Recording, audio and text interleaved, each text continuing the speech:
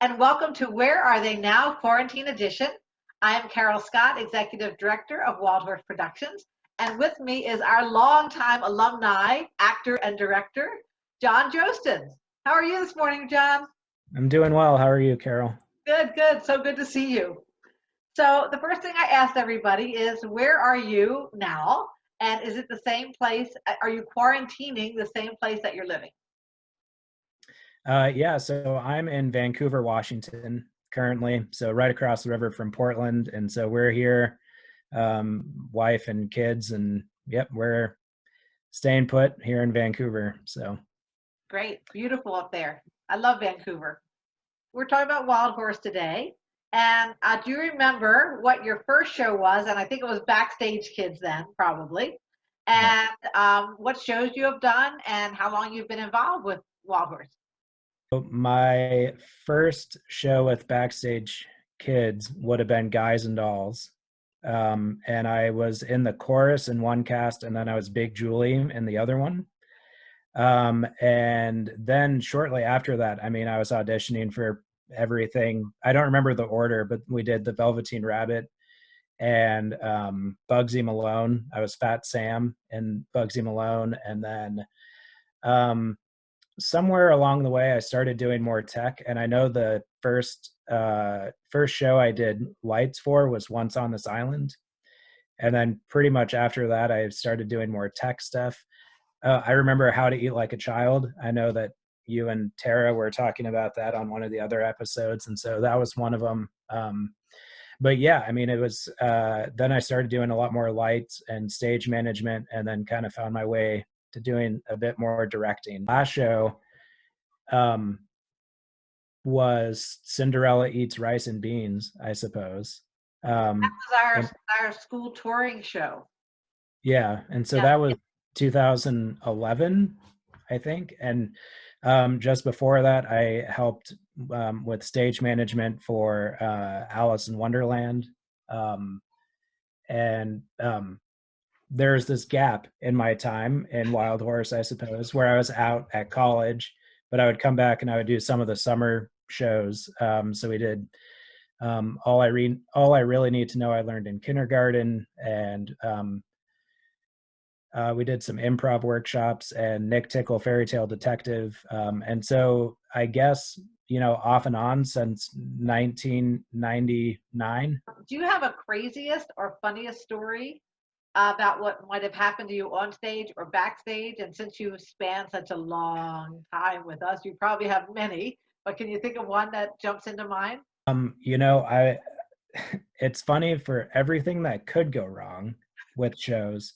It's amazing how often things, actually go the way we intend them to. But one of them that I thought about with Bugsy Malone was, I'm pretty sure this was during a show. If it wasn't during a show, it was definitely during a tech rehearsal. But there's the cardboard cutout, and I was supposed to be upset at whatever was going on in the show. And I decided for whatever reason that I was going to just hit the cardboard cutout, and I just snapped the cardboard cutout. So that might have been like one of our last shows. I mean, it was something where I had to play it off like I meant to do it. But for some reason, I decided to hit the cardboard cutout, and it just, like, the head just went back. So, what are you doing now, Jon? Tell us what you're doing in Vancouver. So for the last 5 years, I've been the English and drama teacher at Kalama High School. And so right now, we're wrapping up our year and, doing remote learning like a lot of people are doing. We're also, 2 weekends ago was supposed to be our opening night for Into the Woods. And so we've been continuing on with virtual rehearsals and kind of waiting to see how things might open up to be able to try and do some form of a show. So And you wrote a book. Don't forget. I did, In I between did, all that. I did write a book, Poppies and White Elephants. It's already a year old. And so that's been great. I am in grad school right now working on a doctorate. Yeah, I mean, staying busy, doing a bunch of different things. So it's been That good. sounds very busy, and it's Yeah. probably good all the things that you're doing it while we're quarantined. You can really Yeah. brush up on some things. Yeah. Can you tell us why you didn't pursue a career in the performing arts? I mean, you are an educator, so I consider that a career in the Yeah. performing arts. But can you tell us why maybe you didn't decide to just be an actor? Know that I ever, this is probably a unique answer, but I mean, maybe not, but I don't know that I ever really had the dream of going to New York necessarily, that I kind of assumed that I would find myself doing more teaching and kind of pursuing arts that way. Um, but the one thing that I think is great that's coming out of this, if there is something great coming out of our current situation, is that people have had the opportunity to kind of find their way to arts again, even if it's just like shows that they've been watching or doing series like this or writing or whatever your kind of mode is, that people have been kind of reclaiming that. And so that's kind of where I've been, is I've taken some breaks from really doing a lot of theater and then finding my way back to it. And so I took like a 4-year break from really doing any theater when I was in grad school the first time, a different program. And then I started finding my way back to doing more theater. And what I enjoy right now is that for the last 5 years, I've effectively run a theater company. I mean, it's a theater company with sometimes um, with people at varying degrees of excitement about being there, and they come and go quickly, and it has its challenges. But I know that after doing that, I'm a far better director than I was when I started, and you can find a way to be involved in the arts and to have arts be part of your career without having to do the massive move of like going to New York or wherever. So I think it kind of depends on what you want to do on a daily basis. So Yeah, yeah, that's great, and I'm glad that you still have your hand in it, and you're bringing the younger generation up like we do yeah. here at Wild Horse. Um, if you were going to be back on stage, or it sounds like you have dabbled back on stage here and there, do you have a dream role that you would like to do?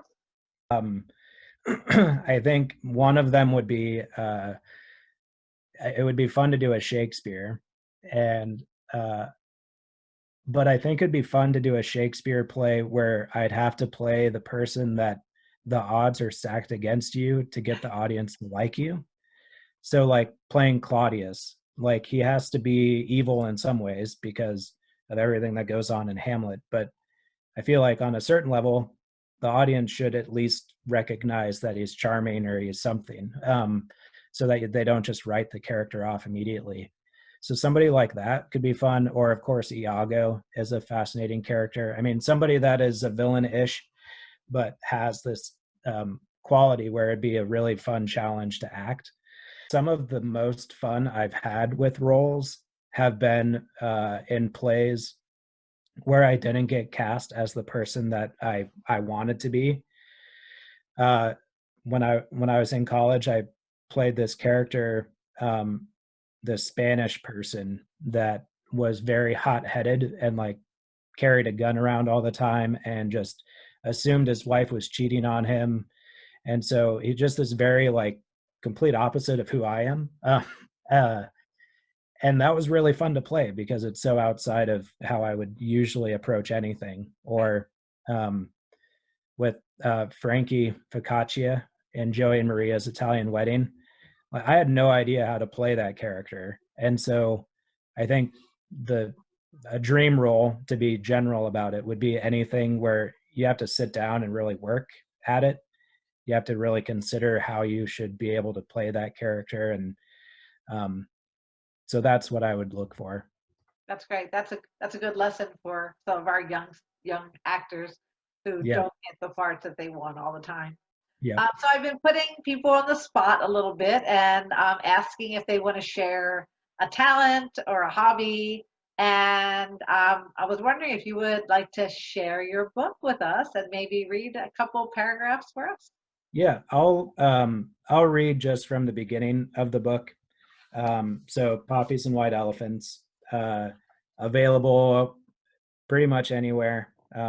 So let's see. Um, so it opens with one of the main characters, Sawyer, and he's looking over the town where he lives. So uh, Sawyer gazed at Pageant from the barren western hills, allowing a grunt to emit from his lips as he twirled a cigarette between his fingers. His parents, while not altogether terrible parents, paid him minimal attention at this juncture of their relationship. After all, Sawyer garnered his parents' approval by earning respectable grades and showing general manners. Sawyer flicked the lighter several times before bringing the cigarette to his lips and inhaling. Sawyer wondered how his mother might react if she knew he smoked, or, in his final act of defiance, he usually flicked the finished cigarette to the ground to be covered by the autumn leaves. Indeed, something happened in recent days.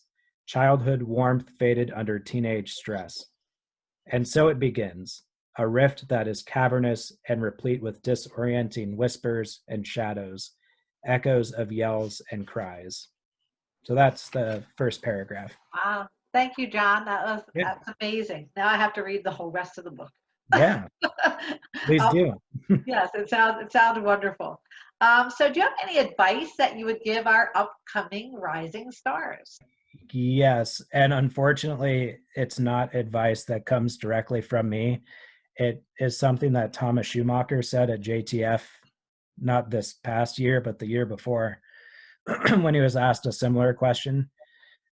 He gave the advice of be nice and be ready, and I think that's really good advice because um, being being respectful and being cordial with people and working as a team and all of that kind of stuff can help a lot with everything. And then be ready because you never know when the opportunity is going to come for you to step into a role.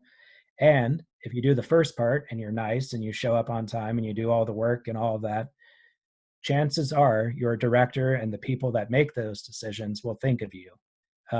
And so it's something that I tell my students is that you can have all the talent in the world, but if you don't show up, it doesn't matter, you know. But if you show up and you're willing to be coached and all of that, that carries a lot of weight. So be nice, be ready. I think that goes a long way. Great, So, thank you. That's terrific advice for everybody, no matter where they are in life yeah. or what they're doing. Actually. Yeah. Well, it's been really wonderful catching up, John. And when this quarantine is over, I hope we see you in Carson with the family. And Yeah. stop in and see us at Wild Horse. And I'm sure all the kids that you knew that are grown up now will love to see you also. So Yeah, again, that'd be great. say hi to the family for us, of course. We don't get to see everybody because we're in quarantine, but hopefully we'll be on stage again soon. Yep. Thanks, Carol. Thanks, John. Bye. Where are they now? Quarantine edition.